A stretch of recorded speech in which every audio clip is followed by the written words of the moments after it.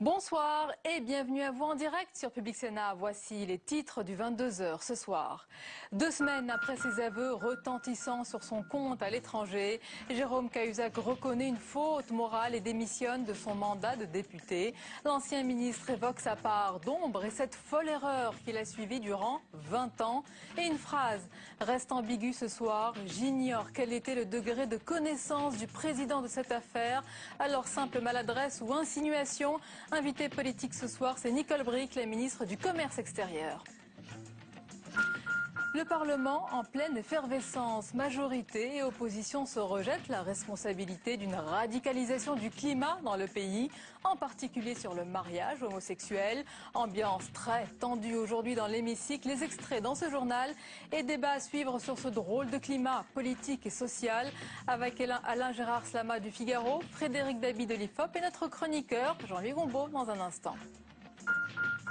Le Venezuela au bord de la crise politique. Des manifestations contre l'élection sur le fil de Nicolás Maduro ont fait 7 morts et une 60aine de blessés. Le candidat de l'opposition, Enrique Capriles, dénonce ce soir un État illégitime.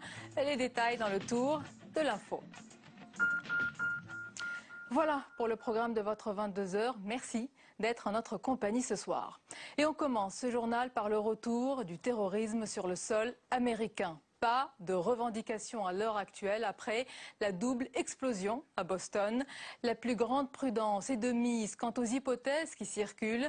Le FBI promet d'enquêter jusqu'au bout du monde. Et après le choc, c'est une grande émotion qui domine le pays. Julie Hulin. 3 morts, 17 blessés graves et plus de 150 blessés. C'est le plus important attentat survenu sur le sol américain depuis les attaques du 11 septembre 2001. L'explosion presque simultanée de 2 bombes près de la ligne d'arrivée du marathon de Boston ce lundi a laissé la ville américaine sous le choc. Si le bilan s'alourdit d'heure en heure, le double attentat n'a toujours pas été revendiqué. Le FBI, qui a pris l'enquête en charge, travaillerait maintenant sur 2 pistes, celle d'une attaque islamiste et celle de militants d'extrême droite américains. Première hypothèse, l'attentat islamiste. Le mode opératoire serait l'un de ceux prônés par Al-Qaïda. Les talibans pakistanais ont eux démenti toute implication. Deuxième hypothèse, plus probable selon les spécialistes, celle d'un attentat intérieur perpétré par un groupe d'extrême droite américain. Des milices très attachées aux libertés individuelles qui auraient pu choisir symboliquement la date du Patriots Day, jour férié et dernière échéance pour les déclarations d'impôts. Lors d'une seconde allocution, Barack Obama a ce soir parlé d'actes terroristes tout en confirmant que rien ne permettait de savoir qui avait mené cette attaque et pourquoi. Et dans l'actualité, ce soir, 2 semaines après ses aveux retentissants sur son compte à l'étranger, Jérôme Cahuzac reconnaît une faute morale et démissionne de son mandat de député. Cette interview, confession, divise ce soir la classe politique. Certains sont soulagés de l'abandon de son mandat de député, d'autres sont mal à l'aise face à cet exercice de mea culpa et beaucoup ne veulent plus en entendre parler. Tout simplement, retour sur cet entretien avec Julie Hulin. Il ne sera plus député. Pour la première fois depuis l'éclatement du scandale, Jérôme Cahuzac est sorti du silence dans un entretien télévisé d'une 30aine de minutes. La gravité de cette faute morale ne me permet pas de rester parlementaire et j'ai décidé de démissionner de mon mandat. Dans un discours très travaillé, sur un ton grave, l'homme est venu confesser sa faute. Je me suis menti à moi-même pendant des années. Je n'y pensais que pour tenter de repousser cette vérité un peu plus loin. Le jour où l'on me propose de devenir ministre du budget, j'aurais dû avoir la lucidité de refuser. J'en paye le prix fort aujourd'hui. Et à la question tant attendue, François Hollande savait-il? J'ignore quel était son degré de connaissance de cette affaire. Ce que je veux dire, c'est qu'à lui, comme au Premier ministre, comme à Pierre Moscovici, je n'ai pas dit la vérité. Jérôme Cahuzac a ensuite démenti avoir placé plus de 600 000 € sur son compte à l'étranger, un compte qui n'aurait selon lui jamais servi à financer de campagne du Parti socialiste. Quant aux réactions suscitées par ses aveux, il les décrit comme très violentes. Je crois qu'il y a un acharnement dont je doute qu'il y ait eu un précédent aussi intense dans notre histoire politique contemporaine, tout en jugeant en être le seul responsable. Interrogé sur un éventuel retour en politique, l'ancien ministre l'a jugé infiniment peu probable. La porte reste entrouverte. Le Parlement en pleine effervescence. Majorité et opposition se rejettent la responsabilité d'une radicalisation du climat dans le pays, en particulier sur le mariage homosexuel. Ambiance très tendue aujourd'hui dans l'hémicycle et toujours un Premier ministre, vous allez le voir, sous le feu, nourri des questions de l'opposition. Tam Tranui. Messieurs les députés, au moment où l'Assemblée nationale s'apprête à rentrer dans la phase finale de l'examen du projet de loi pour le mariage pour tous, il est important d'appeler chacun à la raison et au respect des règles républicaines, du droit républicain, de l'ordre républicain. Et si chacun est libre de manifester, que ça soit fait dans le respect des autres. Si vous n'êtes pas d'accord, mesdames et messieurs les députés de la droite, pour voter ce texte, même si vous en avez parfaitement le droit de le contester et de le combattre, vous avez le devoir de respecter la majorité qui est issue des urnes. Et si vous n'êtes pas d'accord avec ce qui sera voté dans quelques jours, alors c'est à vous de dire aux Françaises et aux Français, si un jour nous avons la majorité, alors nous nous engageons à abroger ou à changer la loi. Voilà la démocratie. Et notre invitée ce soir, c'est la ministre du Commerce extérieur, Nicole Bricq. Bonsoir et bienvenue à vous. Alors avant d'aborder les questions économiques relevant de votre ministère, d'abord votre réaction ce soir à la prise de parole de Jérôme Cahuzac. Est-ce que l'homme auprès de qui vous avez travaillé à Bercy vous a semblé sincère ce soir? Je ne comprends pas cette prestation médiatique. Il eût été plus élégant pour Jérôme Cahuzac d'envoyer sa lettre de démission au président de l'Assemblée nationale. Et sur le fond, j'ai du mal à comprendre pourquoi cette recherche de pardon. Nous sommes dans une république laïque, à lui d'assumer sa responsabilité, point. Ça vous choque? Je trouve ça déplacé, voilà. Il y a eu cette phrase à propos du président de la République. Il a dit ceci: j'ignore quel était son degré de connaissance dans cette affaire. Est-ce que, selon vous, Nicole Bricq, c'est une maladresse ou une insinuation? Écoutez, il faudra lui poser la question, mais j'ai trouvé cela complètement ahurissant. Parce que qu'est-il venu faire sur ce plateau? Mais l'homme, peut-être que ça vous a touché, décrit aussi sa douleur. Il souffre de la dureté. Ça ne me touche pas. Quand on est un homme politique, on assume ses responsabilités. Il y a quand même une part d'humanité. Oui, mais bon, c'est une affaire. Le pardon, franchement, c'est une affaire privée. Mais c'est pas ça le sujet. Laissons de côté le pardon. Il souffre, dit-il, de la dureté des mots du gouvernement. Après avoir été le meilleur d'entre vous, il est devenu le paria, l'homme que l'on veut surtout cacher, ne pas voir. Est-ce que, eh bien, vous n'êtes pas allé trop loin dans l'autre sens? Moi, j'ai toujours dit qu'il avait été un très bon ministre. Donc, je ne suis pas gênée de répondre à votre question. Le problème, il n'est pas là. Il a appliqué de son ministère la politique qui avait été décidée, qui avait été présentée aux Français. Donc, là-dessus, il n'y a rien à dire. Mais ça va, quoi. Voilà, point. Vous estimez ce soir que le gouvernement, vous-même, Bercy, l'administration fiscale sont sortis blanchis? Moi, il y avait un soupçon. j'ai pas à dire quoi que ce soit. La justice est saisie, laissons-la passer, elle va faire son travail. Moi, vous voulez que la page se tourne? Je suis pas juge. Mais non, mais je trouve que tout ça nous détourne quand même de notre objectif principal, qui est de réussir la politique économique qu'on a lancée l'année dernière. On va en parler tout de suite, mais malgré tous vos efforts pour tourner la page Cahuzac, la loi sur la moralisation de la vie politique, on a l'impression que le sparadrap vous colle au doigt. Il y a ces confessions aujourd'hui, il y aura demain ou après-demain la commission d'enquête parlementaire, etc., etc. Que chacun fasse son travail. Le Parlement fera ses investigations. Et la justice fera tout ce qu'elle a à faire en son pouvoir. Donc on note ce soir... À chacun son rôle. Et nous, exécutifs, faisons la politique pour laquelle on a été placé là. Nicole Bricq, ce soir, sa demande de pardon, ses excuses vous laissent de marbre, complètement? De marbre, non. Mais franchement, je trouve, je vous l'ai dit, déplacer cette affaire. Franchement, on a l'impression que tout était quand même programmé. Une interview exclusive sur un plateau. Enfin, je sais pas. Bon, il y a des manières de faire. Parce que là, évidemment, ça va donner lieu à des commentaires. Et moi, j'ai pas envie de commenter ce truc-là. On vient de le faire déjà. On va justement passer à la politique économique de la France. Croissance, déficit, vos chiffres pour 2013 et 2014 sont contestés. Alors que demain, le gouvernement présente sa feuille de route économique pour les années à venir, contestée par le FMI et surtout le Haut Conseil des finances publiques. Est-ce que cette feuille de route, Nicole Bricq, est déjà caduque? Mais c'est une prévision. Donc, puisque Faut pas en tenir compte, alors. demain en Conseil des ministres, nous devons écouter le ministre de l'économie et des finances, mon collègue Pierre Moscovici, qui va nous présenter avec M. Cazeneuve la trajectoire budgétaire, le programme de stabilité financière qui va partir à Bruxelles.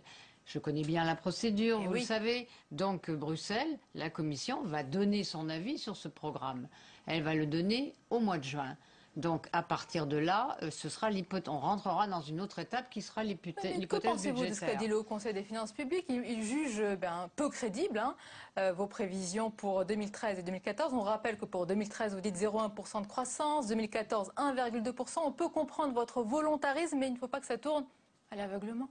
Mais écoutez, je pense que ce qui compte, c'est qu'on se mette vraiment dans cet objectif, de stabiliser la course du chômage, l'inverser plutôt, la courbe du chômage. Oui, la stabiliser d'abord. Ce sera déjà pas mal si elle arrête de monter. Moi, j'ai un objectif, c'est celui de réduire le déficit du commerce extérieur. On va parler de votre objectif. Et donc, oui, mais ça participe à la macroéconomie. Oui, parce que si nous n'avons pas de relais de croissance, alors que l'Europe elle-même est en difficulté, si nous n'avons pas des relais de croissance sur des marchés extérieurs, alors là, oui, on fera moins de zéro. Ça, c'est vrai. Puisque vous parlez de votre portefeuille, lorsque François Hollande vous nomme au poste en charge du commerce extérieur, il vous dit ceci.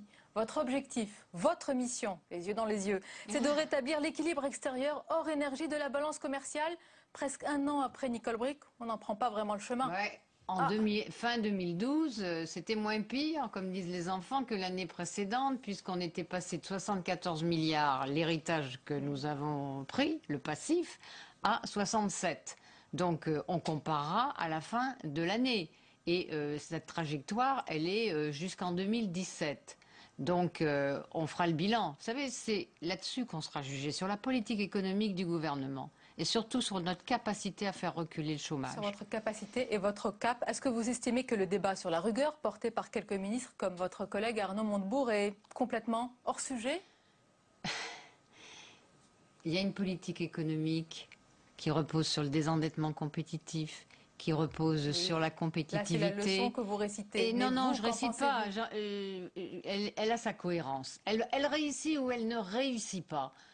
Et elle a cet événement majeur, et je regrette que tous ces événements aient passé sur cet événement majeur, la loi qui a été votée, qui traduit législativement l'accord interprofessionnel intervenu en janvier. Parce que je considère que le dialogue social, ça fait partie de la compétitivité économique.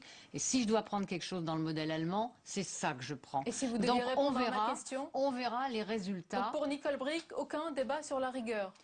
Non, mais écoutez, vous vous rappelez ce que disait un ministre qui a dit, et moi je le prends complètement cet adage, qui a fait sens pour lui et pour l'avenir.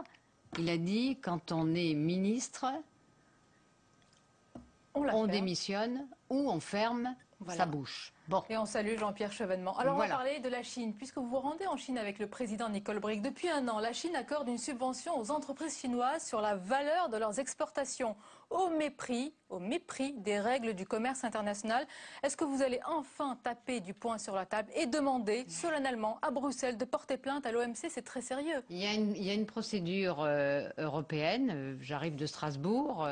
Demain, je vais à Dublin parce que nous allons parler de l'accord de libre-échange, retrouver mes collègues Europe-États-Unis. Il y a une procédure. C'est la procédure anti-dumping qui relève de la Commission. Donc, chaque État fait ses griefs. Et il y a eu des procédures qui ont abouti par rapport à la Chine. Mais on ne va pas leur dire. Quand on estime qu'il y a une pratique anti-dumping, on saisit la Commission qui fait un travail technique, qui enquête et qui dit oui, il y a lieu ou il n'y a pas lieu. Bon, là, le sujet n'est pas celui-là. Le président de la République va en Chine. Il va être le premier chef d'État à être reçu par le nouveau président. Et je sais que nos partenaires chinois l'attendent vraiment. Et nous reparlerons de la moisson de contrats que vous aurez obtenus ou pas. Écoutez, le président de la République vous a dit qu'il ne voulait pas faire le VRP, mais c'est vrai que nous avons des partenariats stratégiques avec la Chine, qui est un grand partenaire. Je vous signale que quand même la Chine va absorber, ne serait-ce que pour l'agroalimentaire, 30% de la demande mondiale d'ici 10 ans. Et je sais que Laurent Fabius, le ministre des Affaires étrangères, est allé en Chine pour préparer ce voyage. Moi, j'y suis allée en janvier. Et je sais qu'il y a une politique maintenant qui est mise en place par les autorités chinoises qui vise plutôt à améliorer la demande intérieure. Donc je suppose que ça va être plutôt bon pour nos exportations. Alors bon voyage. Merci beaucoup Nicole Bricq d'avoir été notre invitée. La suite du 22h et on parle encore et toujours de moralisation, mais acte 2 cette fois-ci avec le projet de loi qui devrait aussi concerner les parlementaires et la publication de leur patrimoine. Alors c'est une perspective qui n'enchante guère sur les bancs de la droite et de la gauche. Seuls les écologistes approuvent sans réserve. On voit tout cela avec Joachim Robb. C'est la mesure la plus controversée de la future loi de moralisation de la vie publique. La publication du patrimoine des ministres et des élus. Dans l'opposition, beaucoup restent réticents. C'est de la foutaise, c'est un écran de fumée pour masquer la réalité des choses. La question importante à se poser, c'est est-ce que ces mesures auraient empêché l'affaire Cahuzac, c'est-à-dire le mensonge? Je pense que non. Ce n'est que du voyeurisme, c'est de la poudre aux yeux. Ça n'a rien à voir avec l'objectif de débusquer les tricheurs, les menteurs et les fraudeurs. Pas du voyeurisme, mais une transparence nécessaire, selon les socialistes. Et dès lors qu'on est dans une fonction publique, un mandat public, que les revenus qui sont les nôtres pour l'essentiel sont publics, il paraît tout à fait logique qu'on puisse en rendre compte aux citoyens. On n'est pas obligé d'être élu, après tout. Les écologistes souhaiteraient même aller plus loin et empêcher les conflits d'intérêts. On a de plus en plus de perméabilité entre les milieux d'affaires, certains milieux politiques, mais aussi la haute fonction publique. On voit des gens passer de la Cour des comptes ou du Conseil d'État à la tête d'une entreprise privée. Ça me scandalise davantage. Le futur projet de loi devrait mieux définir ces conflits d'intérêts et interdire aux parlementaires d'exercer certaines professions. Le texte sera présenté mercredi prochain en Conseil des ministres. Et la suite du 22h qu'à présent, tout ce qui vous a échappé dans le reste de l'actualité, c'est le tour de l'info. Il est préparé ce soir par Cécile Sixou.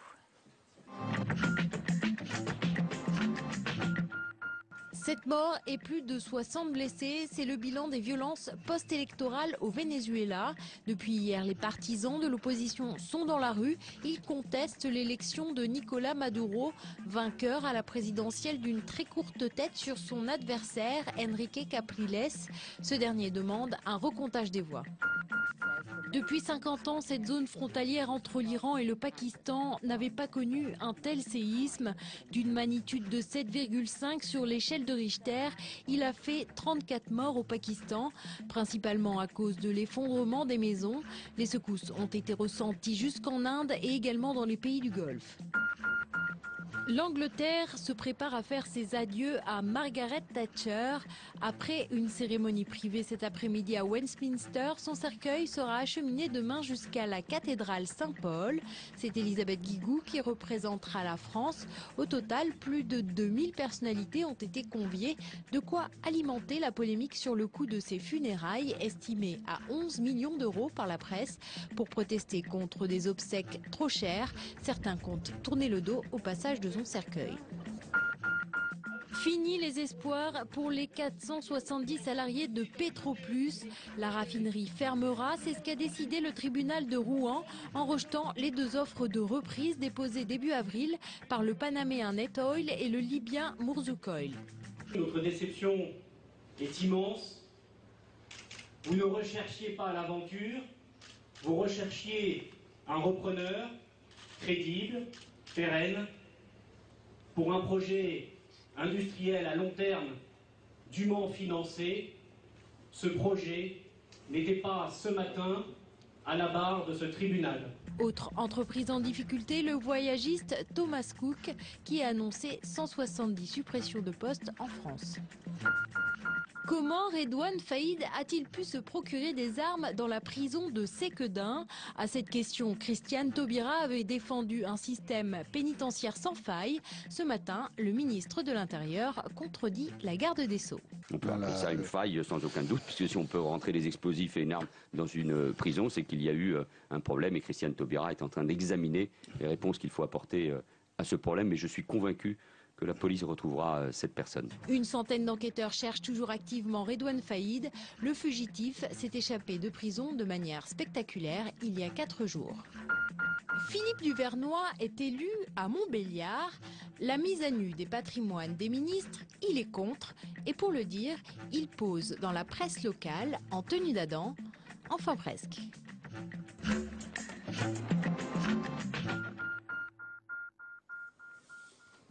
La suite du 22h avec nos invités à présent. Alain Gérard Slama, bonsoir. Bonsoir. Bienvenue, essayiste et journaliste au Figaro. Le directeur général adjoint de l'IFOP, Frédéric Dabi, bonsoir. Bonsoir Sonia. Merci d'être là. Et notre chroniqueur, Jean-Louis Gombaud, bonsoir Jean-Louis. Bonsoir Sonia. Alors messieurs, nous allons parler de cette interview confession de Jérôme Cahuzac et puis plus largement de ce drôle de climat politique et social. Jérôme Cahuzac, l'homme se dit rongé par sa part d'ombre, mangé par sa part d'ombre. Il a présenté ses excuses à ses amis politiques, à ses électeurs à Villeneuve-sur-Lot et bientôt à sa boulangère. Alain Gérard Slama, qu'avez-vous pensé de cette interview? J'ai pensé que j'étais confirmé plutôt dans un préjugé. Il faut toujours se méfier de ça. Mais j'ai eu l'impression d'abord qu'il s'agissait évidemment d'une opération de communication très très bien montée, dont le texte était très bien défini. J'espère que ce n'était pas aussi le cas du journaliste qui l'interrogeait. Mais en tout cas, c'était une opération de communication. La deuxième chose, c'est que c'est une communication qui se trompe d'objectif, et je l'ai observé tout à fait. Je regrette que Mme Brick ne soit plus là parce qu'elle a dit était remarquable.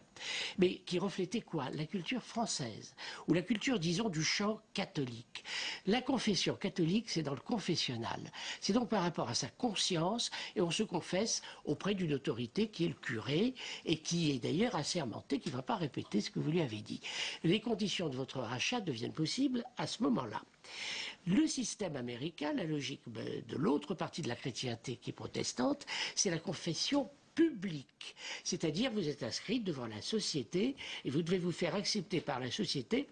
Et c'est à elle que vous allez demander pardon. La transparence, ça peut être un sens dans le système américain, ça n'en a pas un chez nous, parce qu'effectivement, c'est une affaire qui est dans le secret de la conscience, qui regarde la conscience. La faute au regard de la société doit être sanctionnée par le système judiciaire. C'est la règle de droit qui s'applique. Point final. Et on n'a pas à aller s'exhiber devant la société, car à ce moment-là, de deux choses l'une.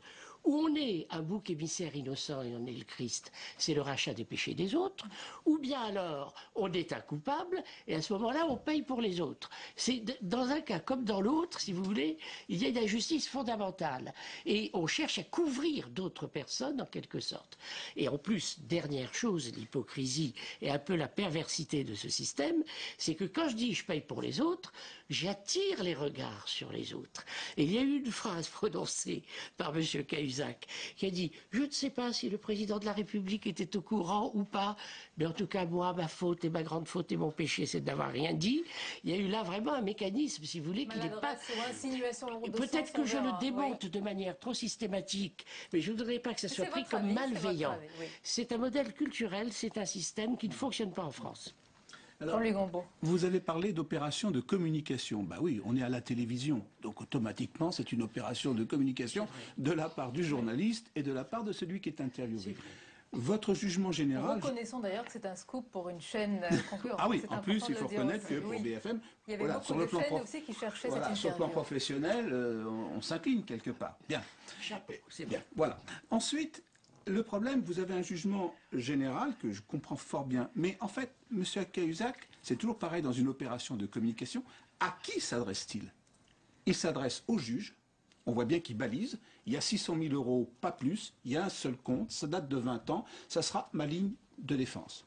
Et il s'adresse aussi à ses alliés, non pas ses alliés du haut du Parti socialiste, vraiment, mais ses alliés du Tarn-et-Garonne, aux gens d'en bas. Et il leur dit, à une population qui est convaincue que du tous pourri, il leur dit, ben moi, je vous demande pardon. Alors, tout ce que vous dites est juste, mais le problème, c'est la cible. Il ne parle pas à Alain Gérard Slama. Il ne nous parle pas à nous ici. Il parle à des gens bien précis qui sont les juges et deuxièmement, les socialistes d'en bas qui ont voté pour lui, à qui il demande pardon. J'ai fait une faute, excusez-moi, je voudrais tourner la page. Oui, c'est vrai, comme le disait Alain Gérard Slama, il y a une dimension spirituelle. Revenons au temporel, voilà, religieux. Revenons à la sphère temporelle et donc l'effet pour le pouvoir exécutif. C'est vrai que cette confession, j'ai pas à la juger, il n'y a pas d'enquête bien sûr qui ont été faites, mais cette confession très communicante, qui rappelle la confession de Dominique Strauss-Kahn en septembre 2011 au JT de TF1 pour les mots choisis. Vous ne croyez pas si bien dire, je vous interromps, parce qu'on va écouter justement les mots de Dominique Strauss-Kahn, parce qu'il reprend la formule, le mot de la faute morale. On l'écoute. J'ai eu très peur. Quand vous êtes pris dans cette sorte de... les mâchoires de cette machine, vous avez l'impression qu'elle peut vous broyer. Non, ça n'était pas un rapport tarifé. Est-ce que c'était une faiblesse? Je crois que c'est plus grave qu'une faiblesse. Je crois que c'est une faute morale. Et je n'en suis pas fier. Voilà, on a repris cet extrait pour la comparaison avec la même expression quand même. Alors, la comparaison est vraiment intéressante. Qu'est-ce qu'a voulu faire le président de la République suite aux révélations, suite aux aveux de Jérôme Cahuzac? Il a voulu refermer très vite cet incident, si je puis dire, refermer la parenthèse, oui, en sûr. réagissant très vite, en annonçant des choses à chaud, un peu à la mode Sarkozy, pour déescaïser, si je puis dire, Jérôme Cahuzac est passé à autre chose. Le Parti socialiste, en son temps, avait réussi à fermer très rapidement la page de Dominique Strauss-Kahn. Son retrait forcé n'avait rien changé au rapport de force électorale à l'époque. François Hollande s'était substitué comme le favori face à Nicolas Sarkozy. Maintenant, ce qui se passe avec cette confession de Jérôme Cahuzac, ça réactive le doute, ça réactive le discours sur le tous pourri, même s'il n'est pas si fort que ça du côté des Français. Lorsqu'on interroge les Français, et l'IFOP l'a fait qualitativement ce week-end pour le journal du dimanche, sur leur réaction vis-à-vis de l'affaire Cahuzac, ils ne sont pas sur Hollande était peut-être au courant, ils ne sont pas sur le tous pourri, ils sont sur le manque de vigilance du président à avoir embauché, si je puis dire, Jérôme Cahuzac, et ils sont aussi sur une réactivation des doutes sur sa gouvernance suite à cette affaire. Oui. Alors, Alain Gerassin, oui, alors c'est un peu un coup de pied de l'âne, si je peux me permettre, de Jérôme Cahuzac ce soir à ses anciens amis, même s'il dit qu'il ne savait pas, etc.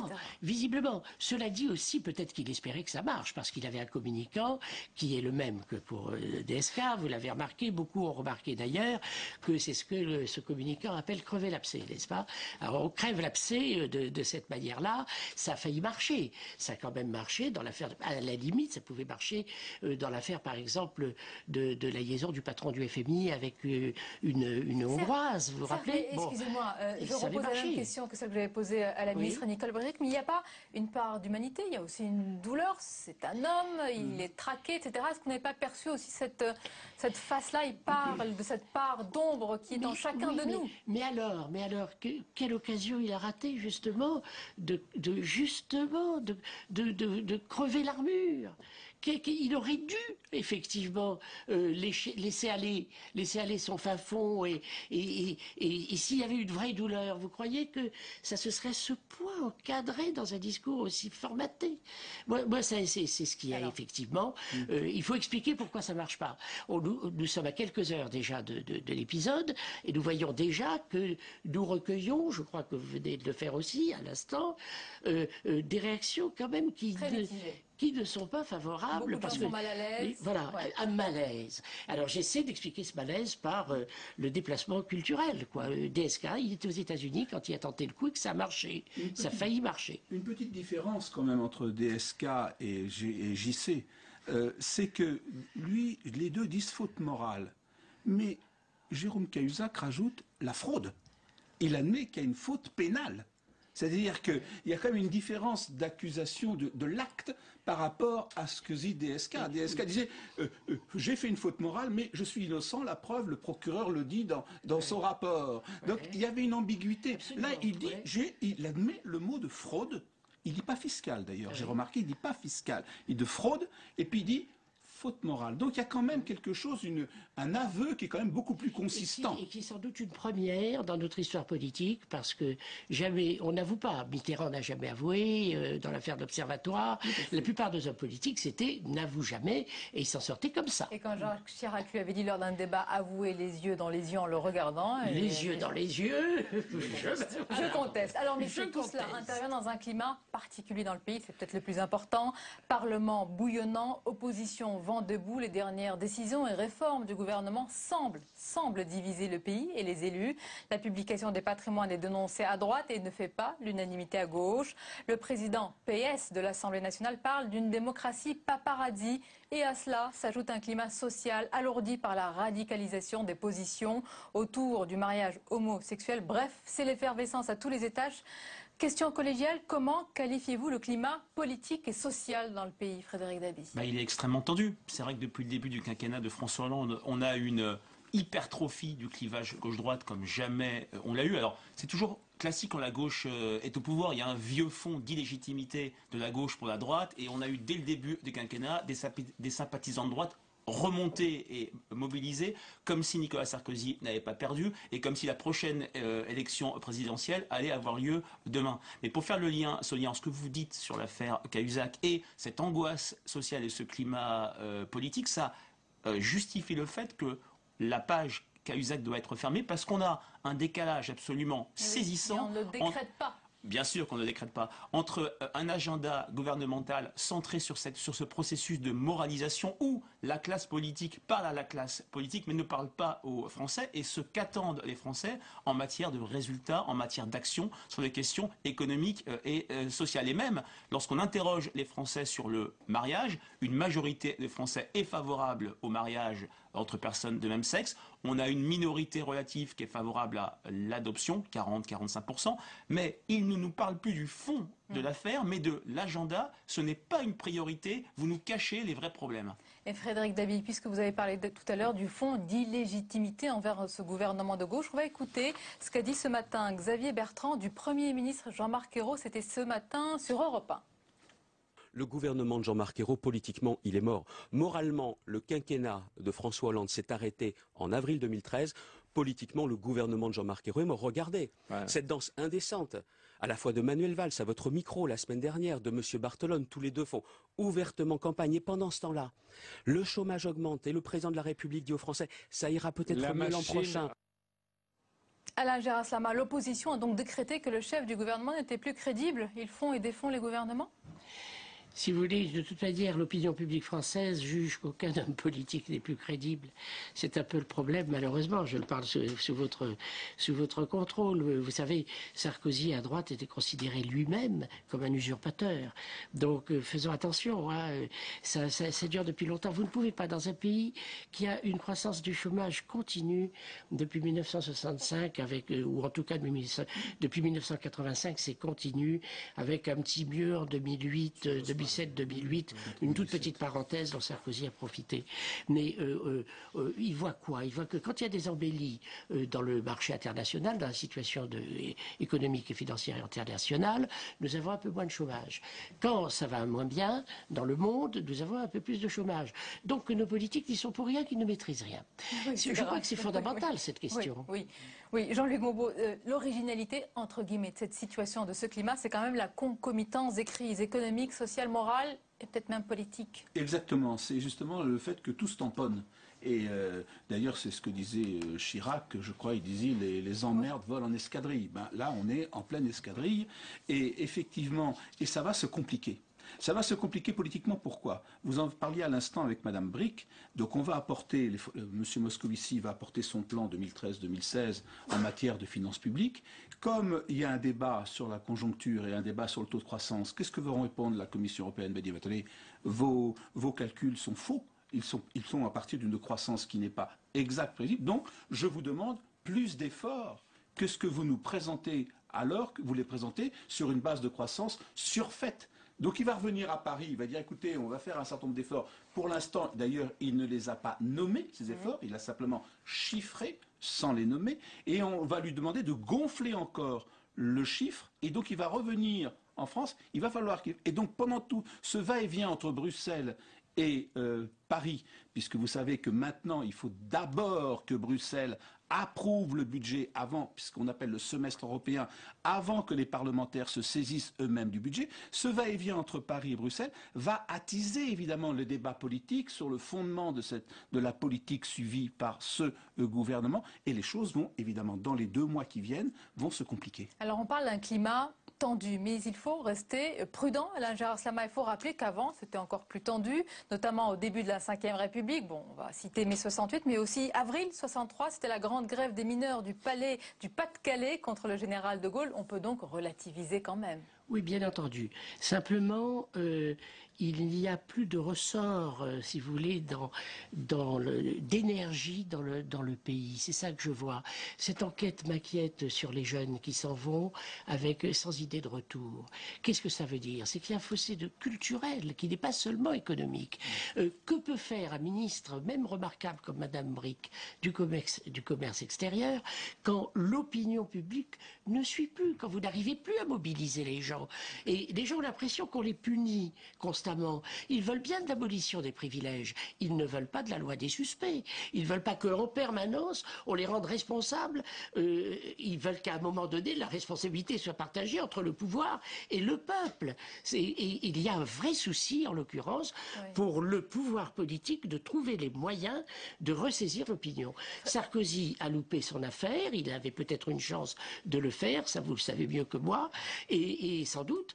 Et puis, et François Hollande a à un moment donné aussi soulevé un peu d'espoir, et à chaque fois on descend d'une marche. Justement, Frédéric Dabi, François Hollande, au début de son quinquennat, voulait rassembler, réconcilier, apaiser, raccommoder les déchirures du pays, car il estimait justement que son prédécesseur était clivant. Mais est-ce que lui ne l'est pas autant? Il l'est par définition parce qu'il a eu dès le début une bienveillance zéro, si je puis dire, de la part des sympathisants de droite. Mais ce qu'a dit Alain Gérard Slama est très très juste. Le doute fondamental de l'opinion publique, ce qui fait que en dehors de la période magique de l'élection présidentielle, les Français ne vont plus voter. Et on attend avec crainte les prochaines élections municipales, où les Français doivent élire leurs élus municipaux, qui sont ceux qui bénéficient du plus fort taux de confiance.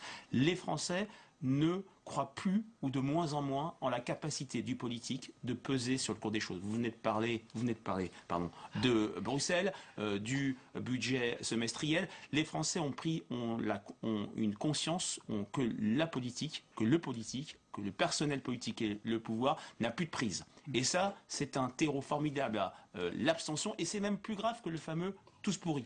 Le « tous pourris », on le trouve peu dans nos discours.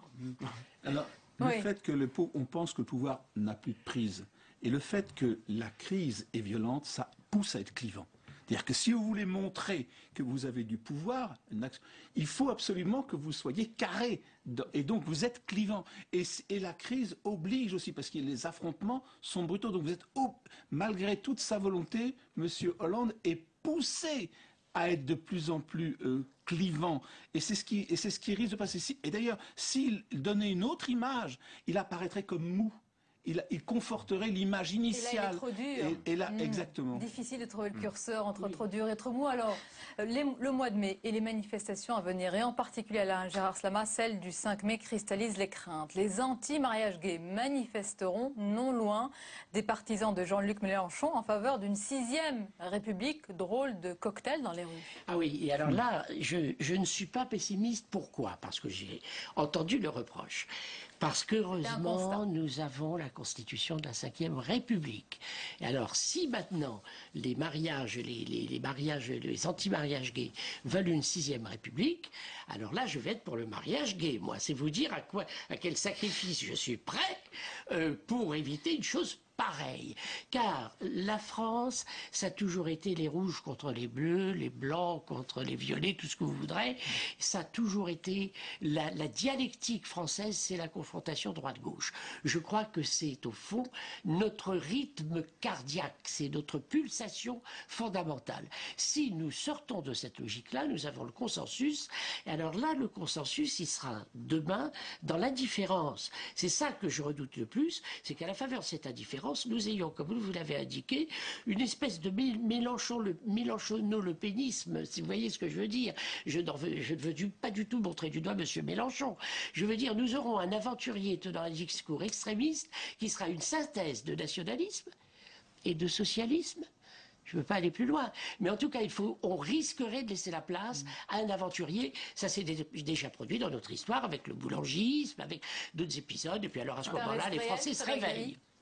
Oui et non. Le 5 mai 2013, comme le 1er mai 2013, la gauche et la droite seront dans la rue. Ce qui est nouveau, c'est que la gauche qui défilera, celle de Jean-Luc Mélenchon, est une gauche hostile au pouvoir en place, accusée de ne pas mener assez une politique de gauche et une politique d'austérité. Le 1er mai 2012, à quelques jours du second tour, on avait eu cette gauche et cette droite, mais elle était beaucoup plus encadrée par la campagne électorale, Nicolas Sarkozy au Trocadéro et François Hollande au château de Vincennes. Il y a un risque sur le 5 mai, même si les débordements et la radicalité des manifestations anti-gays, anti-mariage, ont de bonnes chances de faire perdre de la légitimité à ce mouvement et à l'apaisement, évidemment, aujourd'hui, à éviter... Ça sera groupusculaire. Apaisement, à éviter les mots très durs comme ceux qui ont été utilisés ces derniers jours. Merci beaucoup, messieurs, d'avoir été nos invités.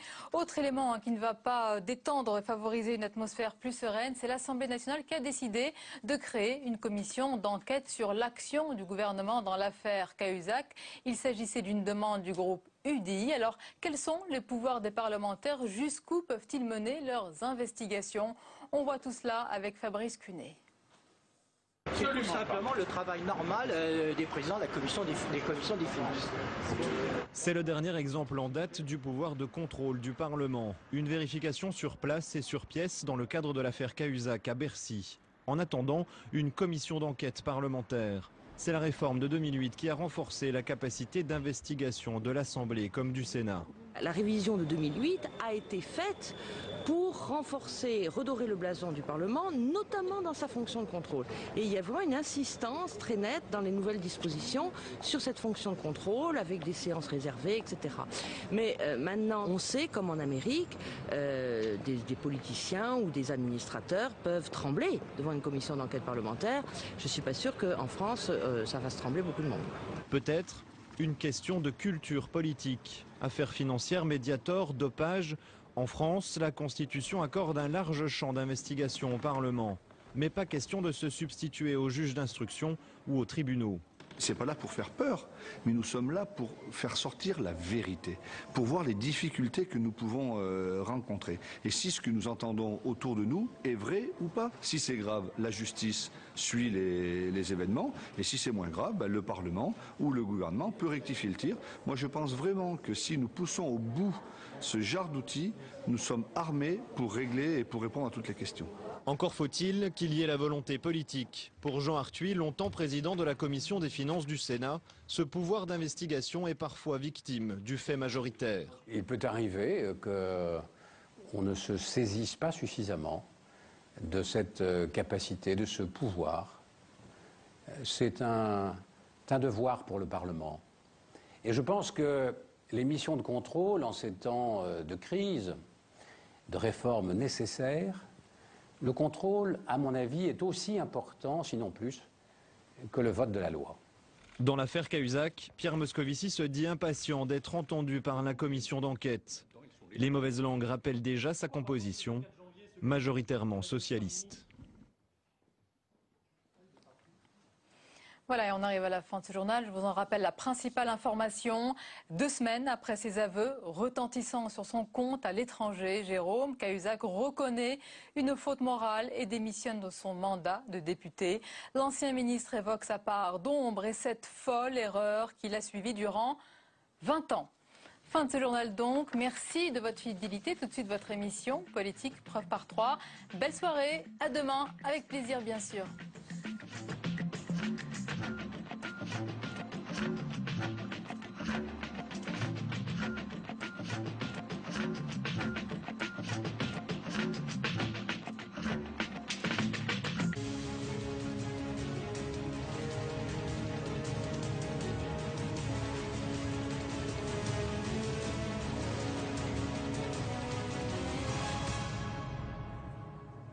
C'est un homme en colère que nous accueillons cette semaine à Preuve par 3. Jacques Mézard, le président du groupe RDSE au Sénat. Bonsoir. Bonsoir. Et merci d'être avec nous. Le groupe du Rassemblement démocratique et social européen qui occupe une place charnière au Sénat, qui cherche, on l'a vu ces derniers mois, sa majorité de gauche sur chaque texte important. Et vous, l'allié traditionnel du PS, eh bien, on le verra. Vous avez bien des reproches à adresser au gouvernement. Suzette Bloch de l'agence France Presse, notre partenaire chaque semaine avec Dailymotion, et puis Perrine Tarnaud de Public Sénat nous rejoindront tour à tour sur ce plateau.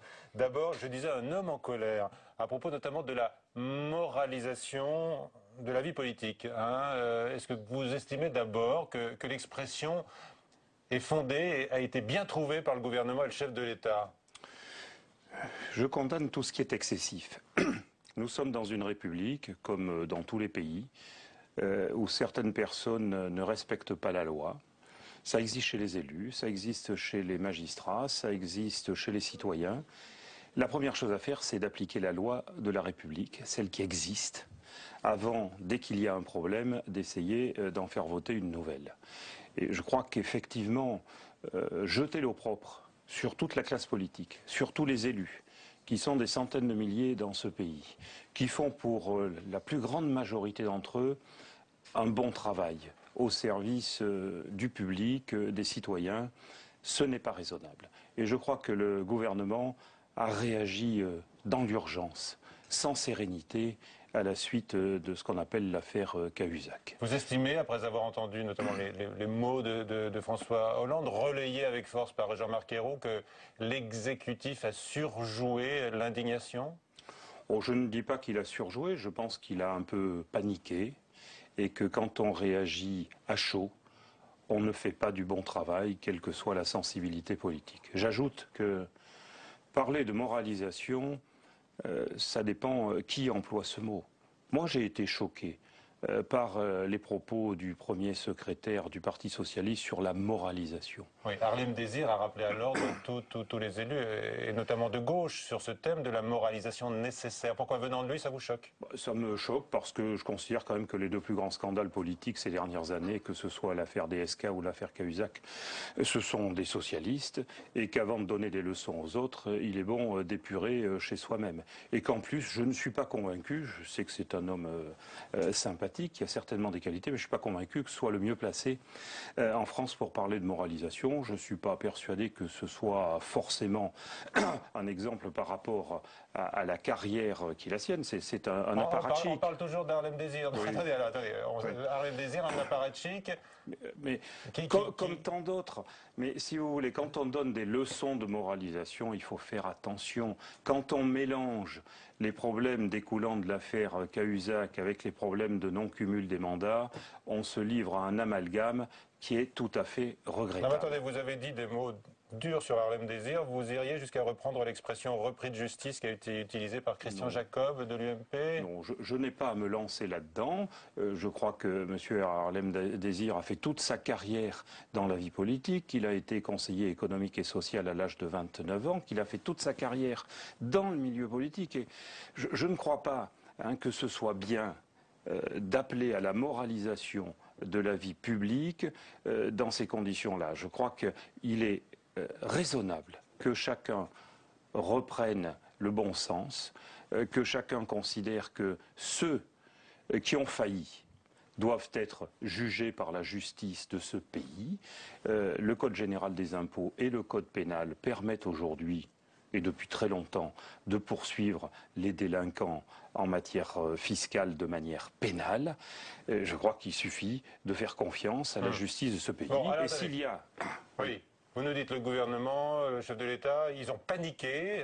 Est-ce qu'ils ont dégainé trop vite et trop fort? Parce que vous dites qu'il y a déjà des lois qui existent, sauf qu'il y en a une nouvelle qui se prépare. Et d'ailleurs, elle sera présentée au Conseil des ministres la semaine prochaine. Et elle vise notamment à la transparence du patrimoine des élus également et des présidents d'exécutifs. Est-ce que vous allez vous livrer donc de mauvaise grâce à cet exercice sur votre patrimoine? Il ne s'agit pas de le faire de mauvaise grâce ou de bonne grâce. Si la loi est votée, comme tout le monde, j'appliquerai la loi. Je dirais que moi, ça ne me gêne pas de parler de mon patrimoine. J'ai exercé une activité professionnelle pendant 38 ans. Avocat Avocat. J'ai démissionné du barreau dès que j'ai été élu au Sénat. Et depuis un an, j'ai déposé 7 propositions de loi au nom de mon groupe pour clarifier un certain nombre de choses.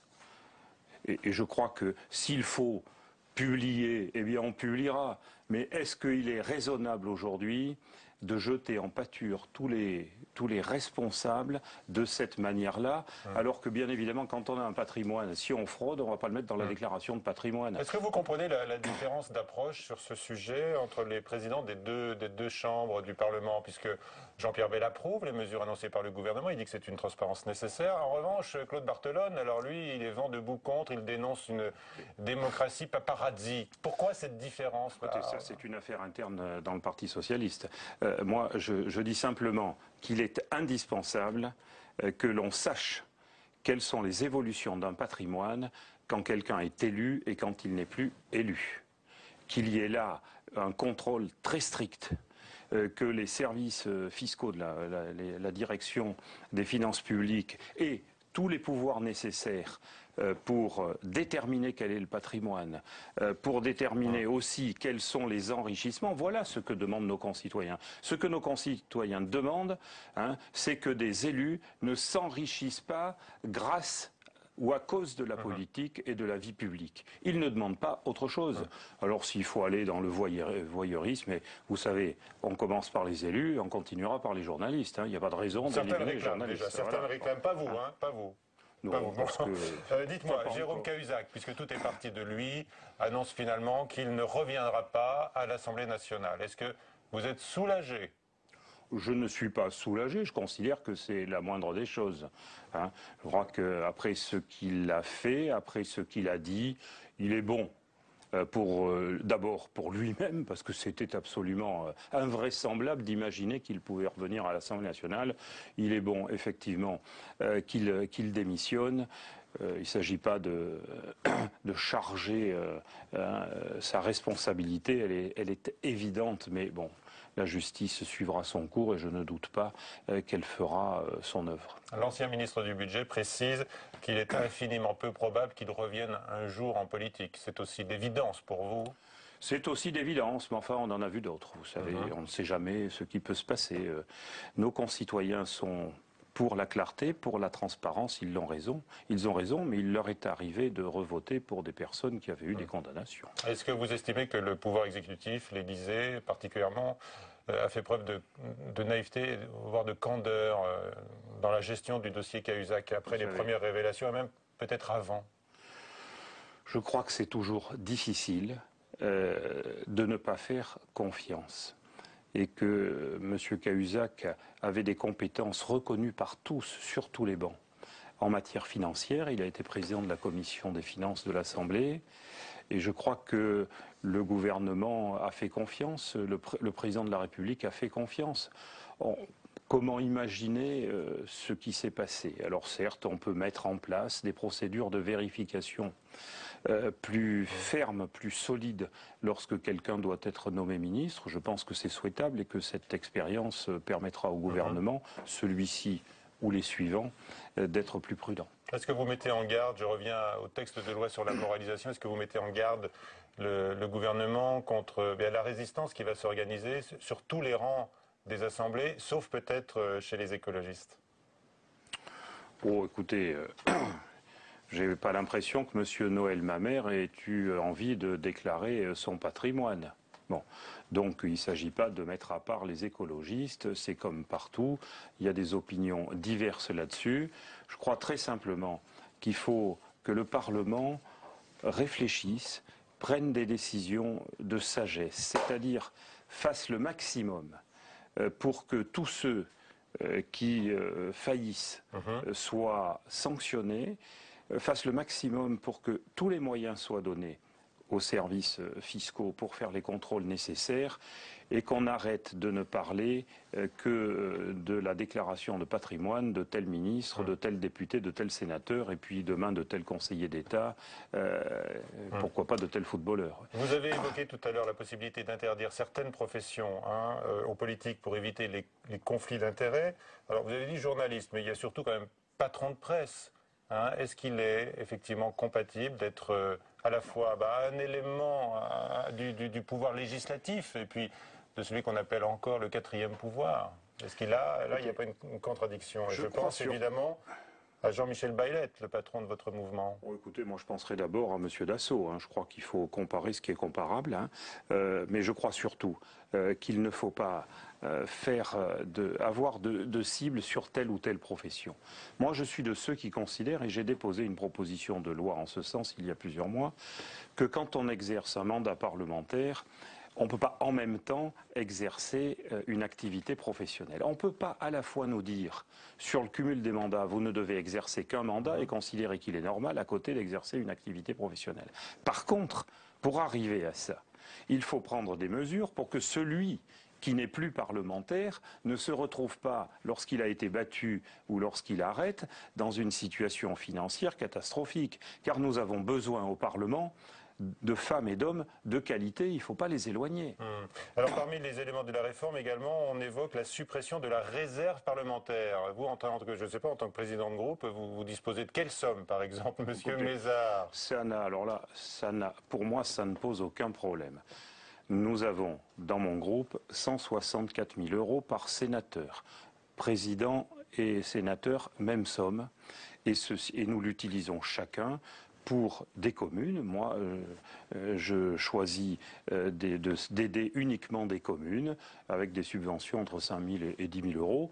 Mais si ça devait, d'ailleurs je l'ai dit dans la presse locale plusieurs fois, si on veut intégrer ça dans la dotation d'équipement des territoires, ça ne me pose aucun problème. Là aussi, on est un peu dans le fantasme et dans l'antiparlementarisme de base. Alors aujourd'hui, il y a des parlementaires qui subventionnent des associations diverses et variées. Je ne donnerai pas de nom ni de groupe. Je ne pense pas que ce soit une bonne chose. Je crois que là-dessus, s'il faut supprimer la réserve parlementaire, personnellement... Ça, vous approuvez? J'approuve. Je pense que c'est vraiment epsilon par rapport aux vrais problèmes de notre pays aujourd'hui. Alors, on va les aborder tout de suite, les vrais problèmes, notamment le chômage, bien sûr, la croissance en berne. Vous allez pouvoir vous exprimer sur la politique suivie en matière économique, sur la manière dont le navire gouvernemental est conduit ou tangue, et puis également sur la présidence Hollande qui va fêter sa première année dans quelques jours. Tout cela en répondant aux questions de Suzette Bloch de l'agence France Presse. Mais d'abord, Jérôme Ravier revient sur certaines crispations qui rendent aujourd'hui votre groupe plus indispensable que jamais à l'exécutif. Plus ancien groupe parlementaire du Sénat, héritier de la gauche démocratique fondée en 1892, le groupe RDSE n'est fidèle qu'à une seule ligne, sa liberté. Quitte à se fâcher avec les différentes majorités qui se succèdent au Sénat, en particulier sur tout ce qui touche au lien avec le territoire. Cumul des mandats, décentralisation et dernièrement réforme du mode de scrutin local. Pour eux, la réponse est claire, c'est non. C'est vrai que sur les modes de scrutin, le groupe RDSE a sa position, a sa manière d'analyser les choses. Il a du mal, parfois, à tomber dans des solutions qui, disons, courraient le risque de minorer ce que peut être un parti plus limité en termes de candidats ou en termes d'élus. Défendre le scrutin majoritaire à tout prix pour défendre des baronnies locales, disent leurs détracteurs. Influents dans les territoires, ils ont aussi 3 de leurs représentants au sein du gouvernement. Une autre facette de la majorité complémentaire des Verts qui les voit comme des alliés malgré des différences évidentes de vécu politique. Ce sont souvent des notables, mais pour moi le propos n'est pas péjoratif. Et évidemment, ils ont au regard de leur histoire et aujourd'hui de ce qu'ils représentent, une vision probablement plus classique, effectivement, de la façon de faire la politique. Respectés autant qu'ils sont craints, ces faiseurs de majorité sénatoriale regroupent des radicaux de toute tendance. Un élu UMP est même intégré en leur sein, mais depuis le départ de 2 élus, dont Jean-Marie Bockel pour le groupe Union Centriste, les radicaux penchent plus à gauche, ce que regrette avec humour l'ancien Premier ministre Jean-Pierre Raffarin, qui devait lui aussi composer avec eux quand il gouvernait. Globalement, ils discutent et finalement, ils votent souvent avec la gauche quand même. Donc ils sont un peu moins ouverts qu'ils en ont l'air. Liberté d'idées comme de vote, pas de consigne chez les radicaux. Une position qui complique les calculs de la majorité qui dépend d'eux au Sénat. Reconnus pour leur savoir-faire parlementaire, ils savent en tout cas se faire respecter de tous les autres groupes sénatoriaux. Il faut discuter avec eux, les entendre, peut-être pas toujours les écouter, mais les entendre. Voilà, être entendu, vous en avez l'assurance. Écoutez pas toujours de la part de vos partenaires socialistes. Voilà, Suzanne. Il ferait bien de nous écouter. Il va devoir vous écouter. Bon, allez, vous avez maintenant un quart d'heure pour passer le message en répondant à Suzette Bloch de l'agence France Presse. Bonsoir, Suzette. Bonsoir. Le gouvernement a paniqué, dites-vous. Il ressemble de plus en plus à un bateau ivre. Il prend l'eau de toutes parts. Est-ce qu'il n'y a pas un problème de gouvernail ? Il y a manifestement un problème, puisque nous le ressentons tous depuis plusieurs mois. Ceci étant, je voudrais quand même dire que sur l'économie, sur l'emploi, sur la compétitivité, sur le social, le gouvernement, d'abord, a hérité d'une situation très difficile, avec un endettement de la France considérable dont il a hérité, avec une balance commerciale catastrophique, et que ça s'aggrave. Mais enfin, il faut dire qu'il faut du temps pour redresser les choses, et autant nous pouvons être critiques sur un certain nombre de dossiers, nous considérons... Là, je vous parle un peu de la gestion...